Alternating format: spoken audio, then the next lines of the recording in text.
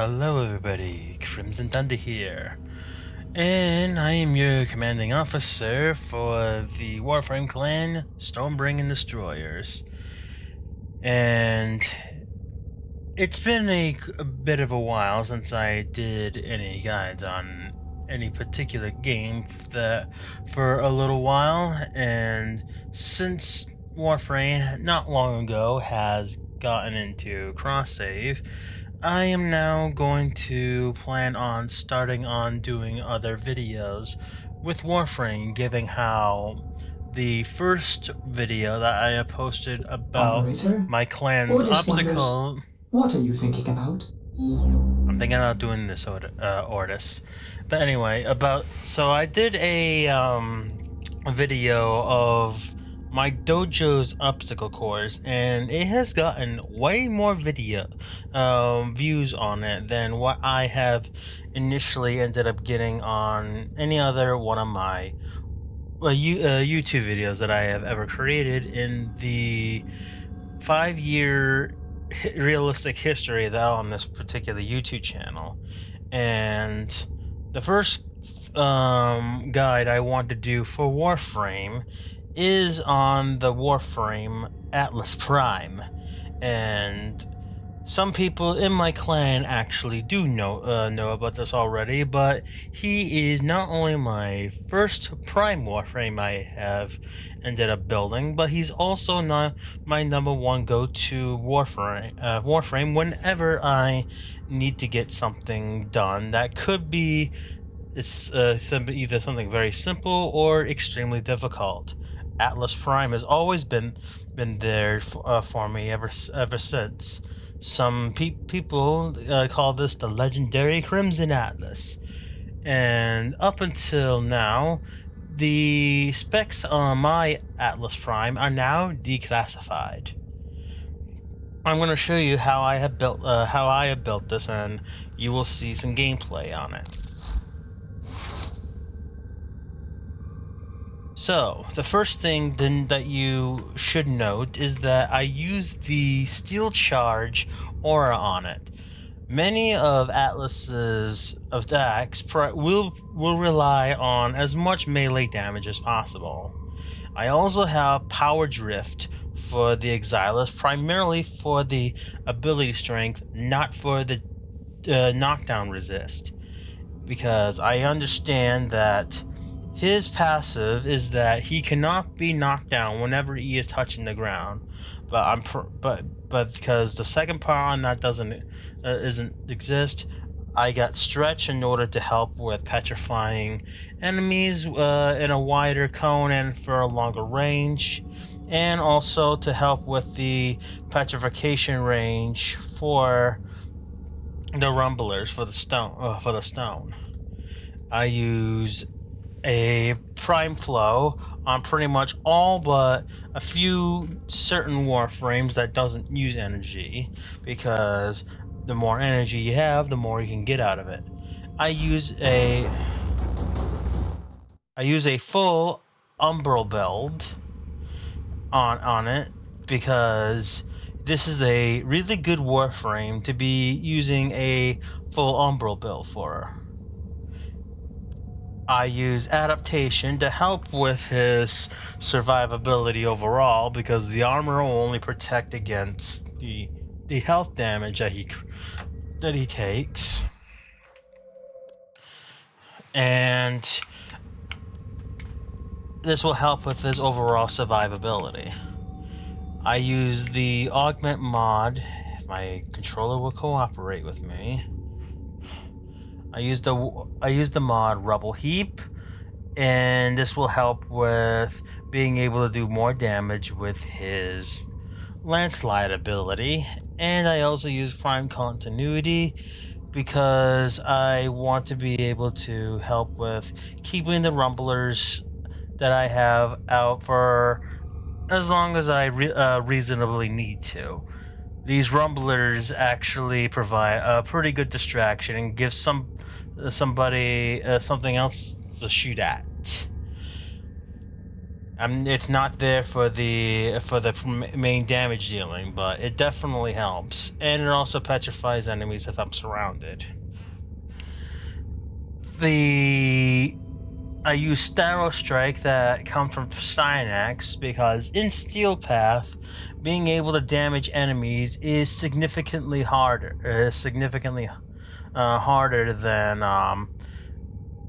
what it would be in normal, and you need a 200% ability strength at an absolute minimum in order for them to make this work. And the way I use my Warframes, I use them for efficiency, not energy-wise, but being able to effectively do overall do all the missions that I can instead of just using raw strength. And what this will pretty much do, instead of raising the amount of damage that I overall do to enemies, I actually lower the amount of damage reduction that they have. And this will help them reduce all of their damage to nothing. And for the 2 arcanes I use Arcane Energize in order to make sure that I stay topped off on energy, because I use the abilities quite a lot. And the Arcane Avenger, because this will really help with the landslide, given how it's only a base crit chance of 5%. This will actually help be able to boost that to a base of about 50. And I use a melee weapon pretty much to help with that. And the melee weapon I use is actually a hybrid of both a stat stick and an actual melee weapon. You may disagree with what I have on here, but this is how I actually will run the Atlas in order to be as efficient on the battlefield as much as possible. I use the Seismic Palm because the fighting style is the other one is pretty slow, and I use melee exposure because I am using enemies a lot, and I know that it's only going to be 20 for at level 1 for now, but as I end up going through and getting more of these, this will be rank 5 eventually, and this is going to help replace the corrosive I already have, and also give it viral, so I'll be able to do more damage overall in the long run.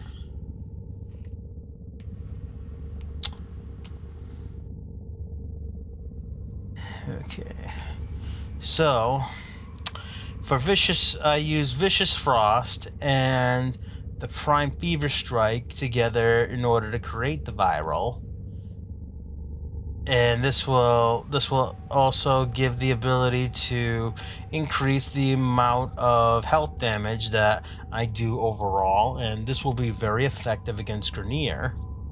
I used the prime pressure point on him along with Condition Overload. Now, most people will probably tell you that this is just one of those something for redundancy, but in this particular case, I use both of them because the prime pressure point will boost the landslide damage that I end up overall doing, and the Condition Overload is there for the actual melee.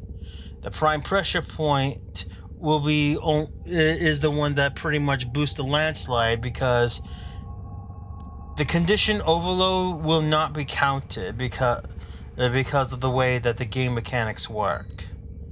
I have a rhythm mod on this, which actually really helps overall, because I have a lot more crit chance, and I do a whole bunch of more critical damage in order for the landslide punches to overall do a lot of damage.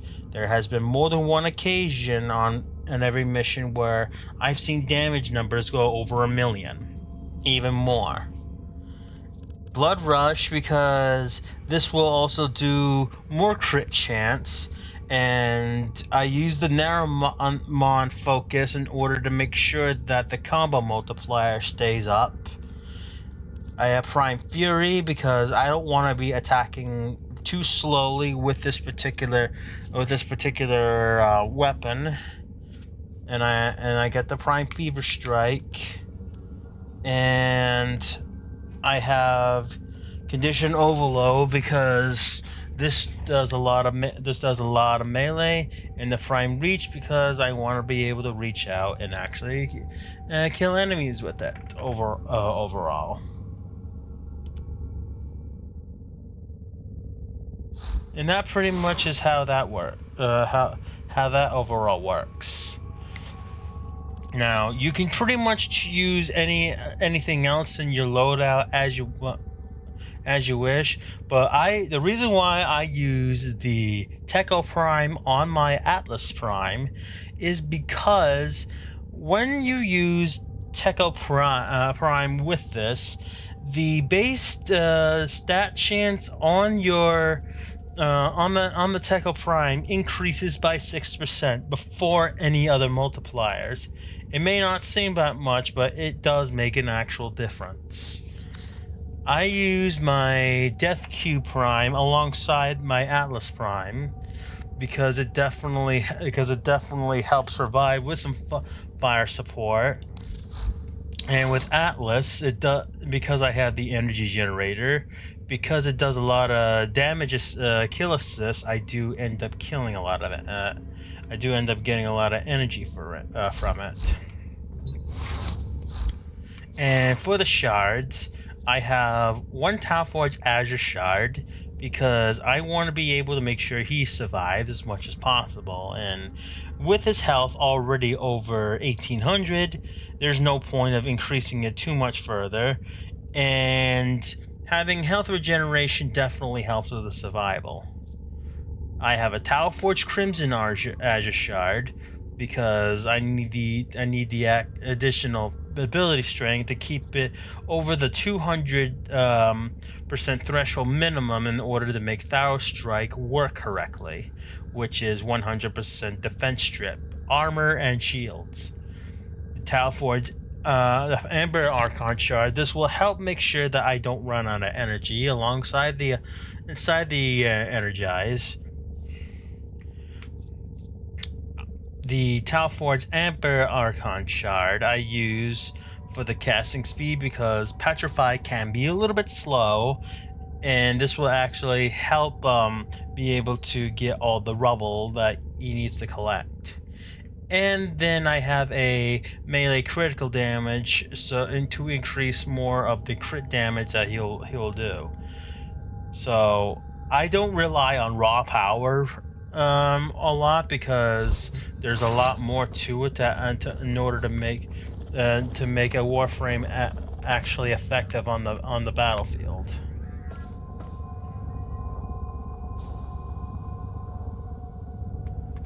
I'm actually gonna use my keyboard for this.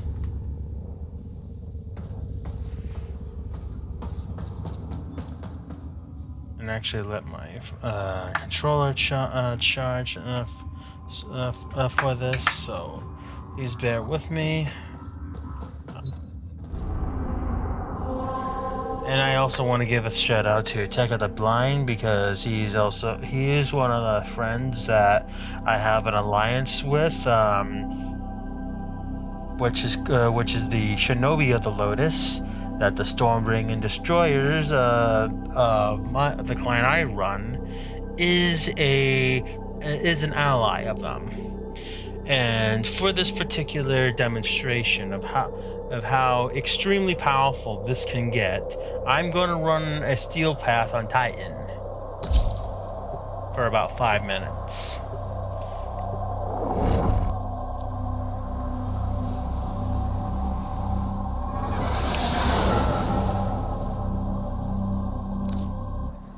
These foes deserve your respect. Honor them with quick deaths, and I with your victory. And quick deaths, Atlas shall definitely give. Life support has been cut off. They're trying to choke you out. Hold on. I'm sending auxiliary life support. I'm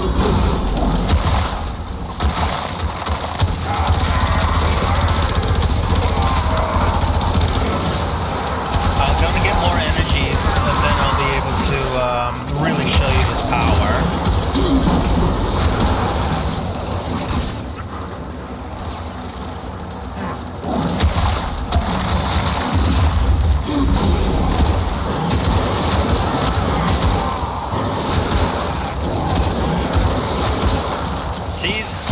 See that there's a bunch of red, yellow crits already? That's a lot of it is coming from the Arcane Avenger.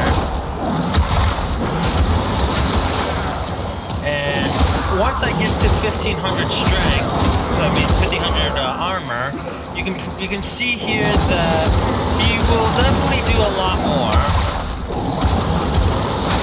And the objective is definitely to help. And the other thing that Battle Strike also does, in the addition of reducing enemy armor, it also heals Atlas as well as giving some space.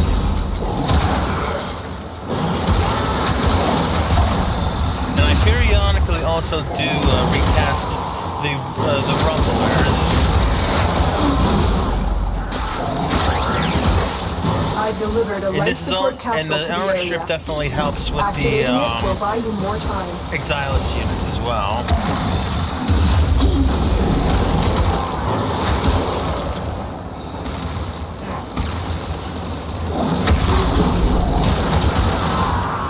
See, there's one instance of over 1 million damage.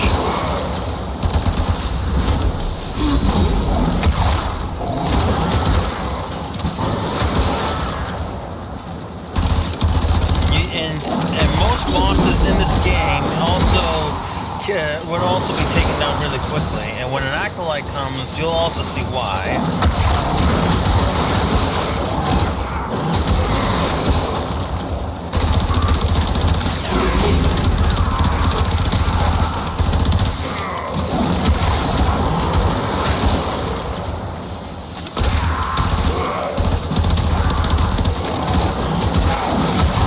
For a capsule.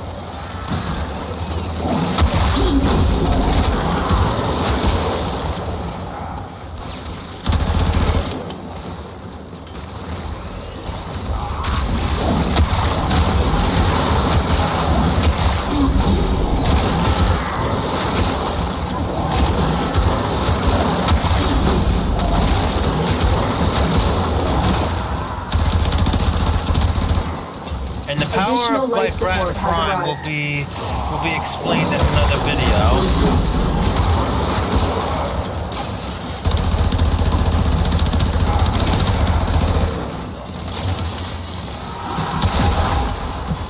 Things seem tough. Nora knows, but believe, though it's going out of style, there are people working to make this system a better place.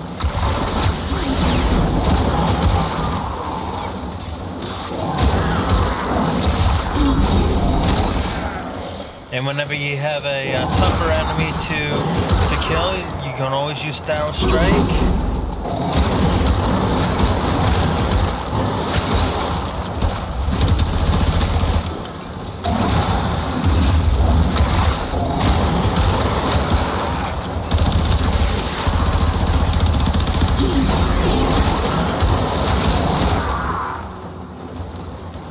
Got 1 minute to go.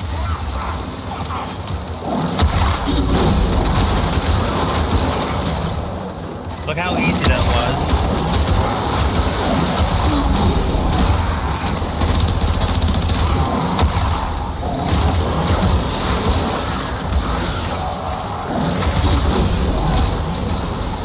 Alright, here comes an Acolyte.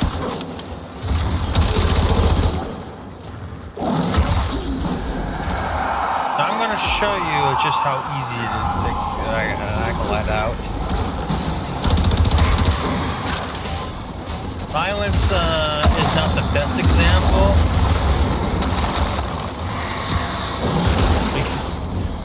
but when he ends up getting hit by one of those landslide punches with all the armor strip, he dies pretty quickly. Most other ones will probably get 1 or 2 punched. Our operative is making progress. This will help our cause. When you need it, extraction is ready.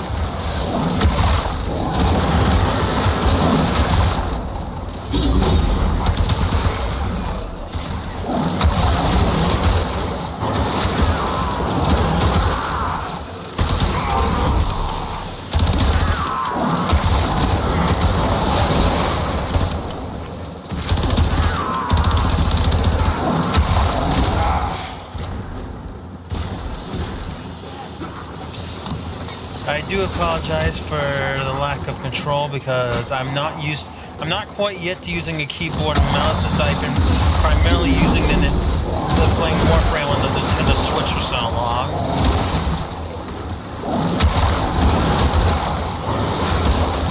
And I do promise that future videos I will be able to do that have better quality.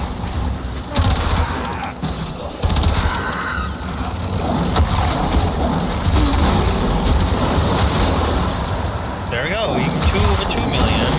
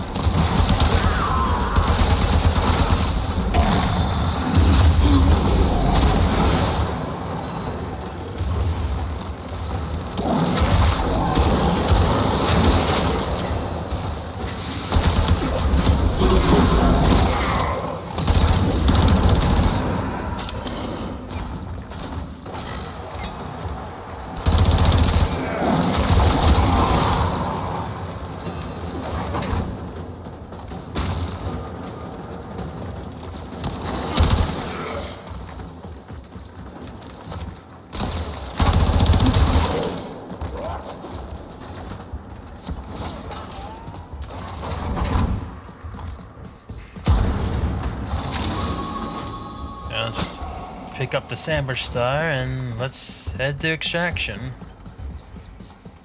Now, yes, this Atlas is definitely capable of going much further than that, but if I did that, it'll take this video way too long. So you conquer yourself. And that's pretty much that there is to it, and how this Atlas Prime is actually not only my favorite Warframe of all time, but it's very underestimated by many other people.